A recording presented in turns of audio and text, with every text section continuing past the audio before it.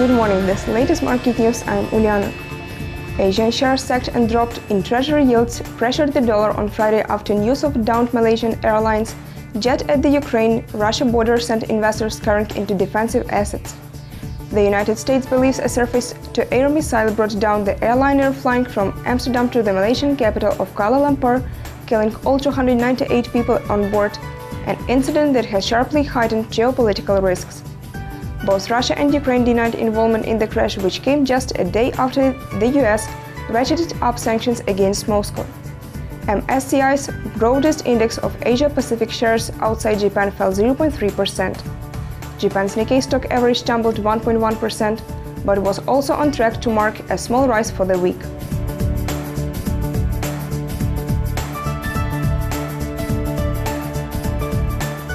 Even before news of the downed jet broke, market sentiment was already fragile after a weak reading on US housing starts for June.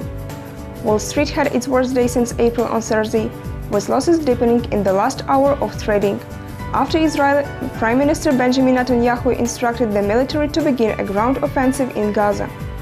Bond prices soared as investors sought safety, pressuring yields. The euro was traded at $1.3526, but not far from $1.3512 touched earlier in the session, its lowest in a month against the US currency. The dollar edged up 0.2% to 101.32 yen, clawing back some of its nearly 0.5% slide overnight, which was its biggest one-day loss since early April.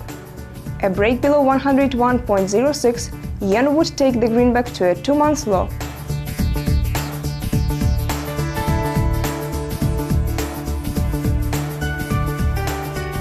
Today's data calendar is light and markets should continue thin summertime reactions to the Ukrainian crisis, which has escalated after a passenger jet was shot down yesterday.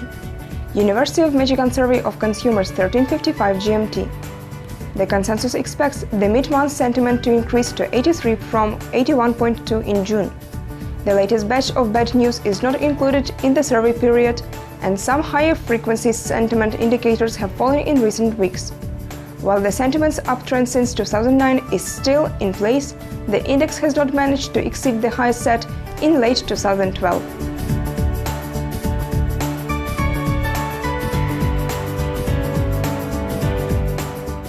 It was the latest market news provided by ICA FX. Goodbye.